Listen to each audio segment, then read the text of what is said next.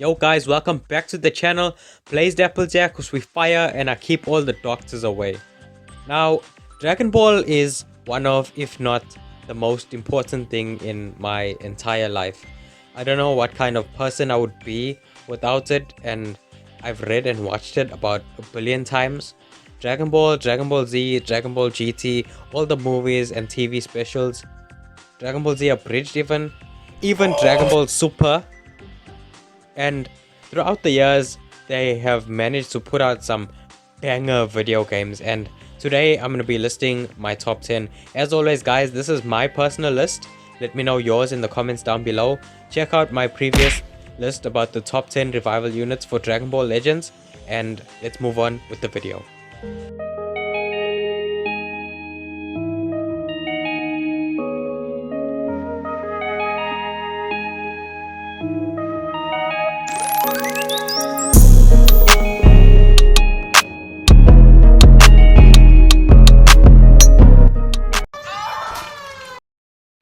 Coming in at number 10, we have Dragon Ball Legends. Legends, man. It's like that toxic relationship that you just can't leave, but you know, Legends is a good game. I've played it on the channel and I enjoy it more times than I would ever admit. And it gets frustrating at times, but to me, it's the best mobile Dragon Ball game.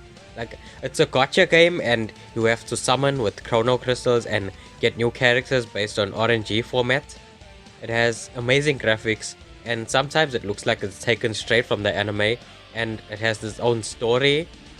Like, especially when you're a beginner, you get hooked.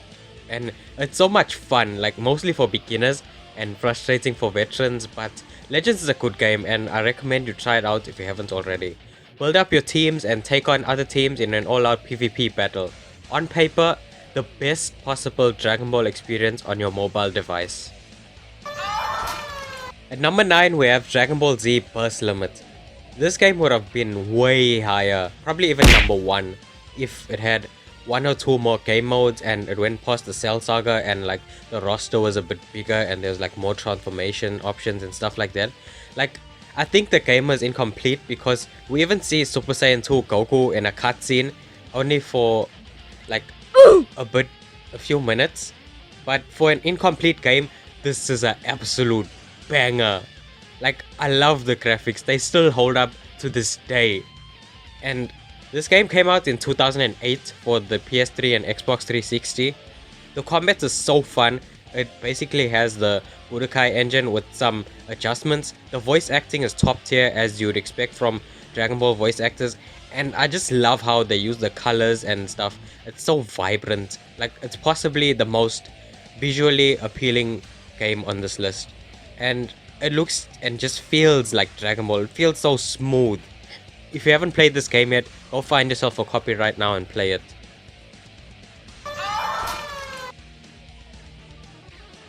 Number 8 is Dragon Ball Z Infinite World for the PlayStation 2. Dragon Ball's last hurrah on the PlayStation 2 was a bit of a failure financially, but it's a massive shame because this game is so good. Like, not many people have even played it or even know about its existence. So basically this game came around like the time Burst Limit had released, so I'm assuming that at this point most in the world had already moved on to the next generation of consoles, but from where I'm from, not many people could afford PlayStation 3s and so at the time. So we got this game. And it's basically a more polished version of Budokai 3. Like, this is Budokai 4 without being called Budokai 4. And I think it would have massively benefited from being called Budokai 4. But that's just me. So the graphics and the mechanics are more or less the same, with 1 or 2 new things being added. We got new characters like Super 17, Baby, Janemba, and GT, Goku and Vegeta.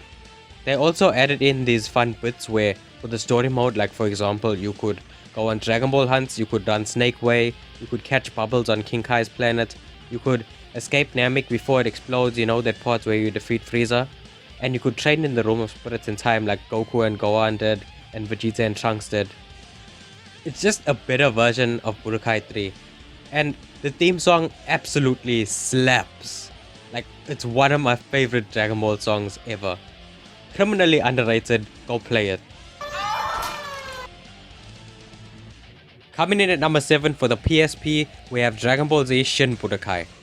This was my first game I played when I got a PSP. And back then, having a PSP was the best thing in the world because you could take it anywhere with you. And this game really helped me get through road trips and boring parties and stuff like that.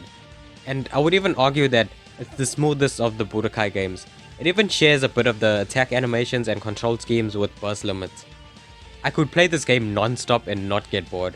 Like, sometimes I'd just go into training mode and do training fights with infinite health and high difficulty computer and just throw hands. But this game is so good. It has its own unique and new story mode, a somewhat retelling of the Fusion Reborn story, but it is interesting. Solid roster with lots of favorites and the story plays out according to the player's choices, so there's replay value there.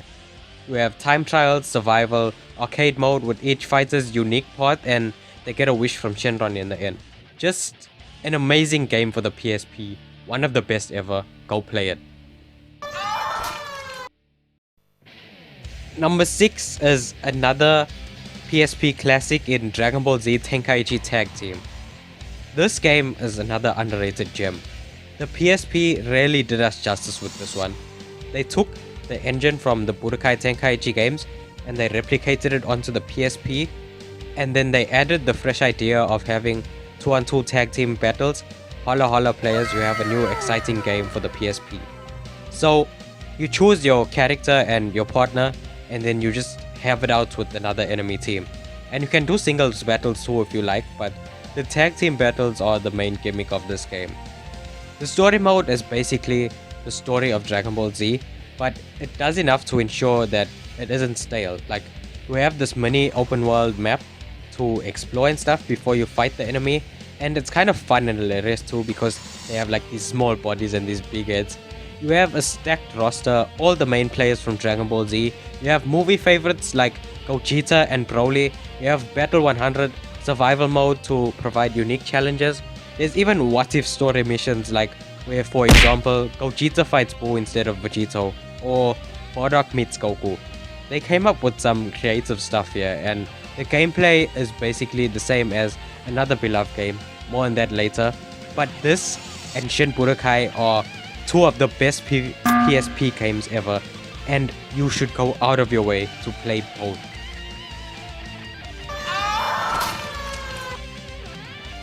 At number 5 we have Dragon Ball Xenoverse 2. Now, if there was ever a game that could give you the vibe, look and actual feeling of being in a Dragon Ball fight, I would say that as of now, Xenoverse 2 captures it the most perfect. I'd say the fighting in the game is accurate in relation to the anime. The freedom of moving around the map, the way the characters hit each other and move around and do their moves, and the graphics, it just makes you feel like you're in an actual Dragon Ball style fight. The soundtrack of the game is amazing. The roster is one of the best ever, although there's like 5 billion DLC packs at this point. There's so much to do in this game, so much to explore. You can go on parallel quests, there's online and offline multiplayer, there's Hero Coliseum, collection, training, just a ton of things. You can also create your own custom character and play through the unique story mode as a member of the Time Patrol. This game, without even DLC, will keep you busy for a long time. And for many people, this would be their number 1. At number 4 is Dragon Ball Z Kakarot, the most recent entry on this list. If Xenoverse 2 was the best representation of experiencing an actual Dragon Ball fight in game, then Kakarot would be the best at feeling like you're in the amazing world of Dragon Ball. So Kakarot is this open world RPG type game. It goes through the story of DBZ, but to me this game is less about the fighting and more about exploring and stuff. There's mini games like driving and fishing. You can explore almost any area including Planet Namek and the world of the Kais. You can eat food for stat buffs, you can upgrade your character, and tons more. The charm of this game is its aesthetic. I could literally feel at peace just by flying around doing nothing for hours on end. Like, it feels so good to play, like you can't describe the feeling, but once you play it, you just feel it, The fighting isn't too bad either, but I love this attempt that they made at giving us something new and different.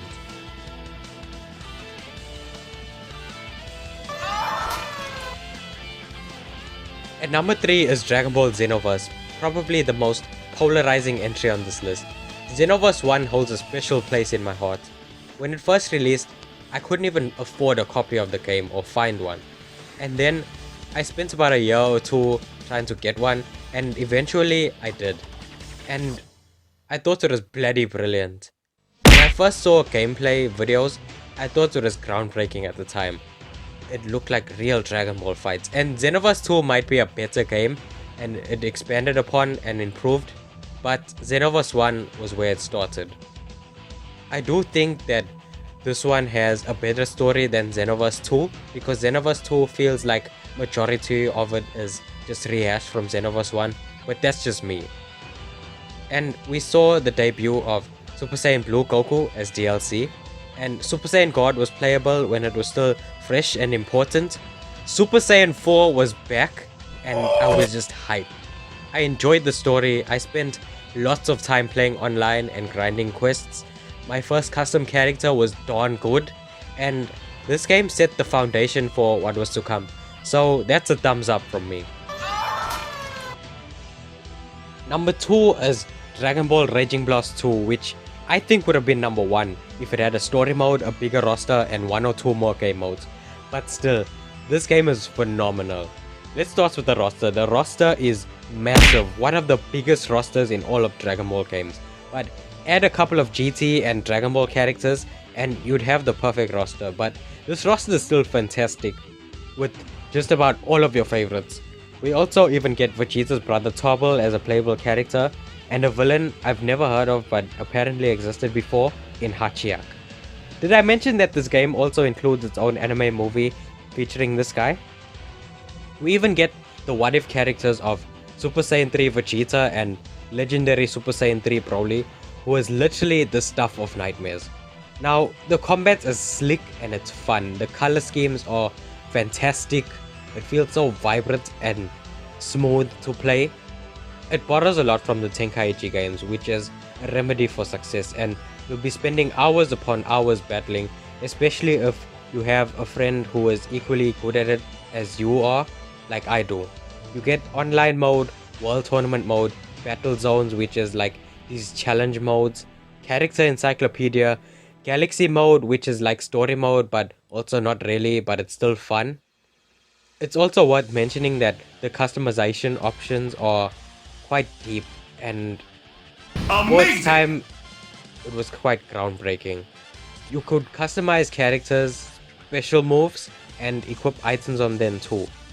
I just love this game so much, and I spent so many hours playing and unlocking things that I honestly thought of making this game number 1, but it just barely missed the cut. But Raging Blast 2 is amazing, a must recommend.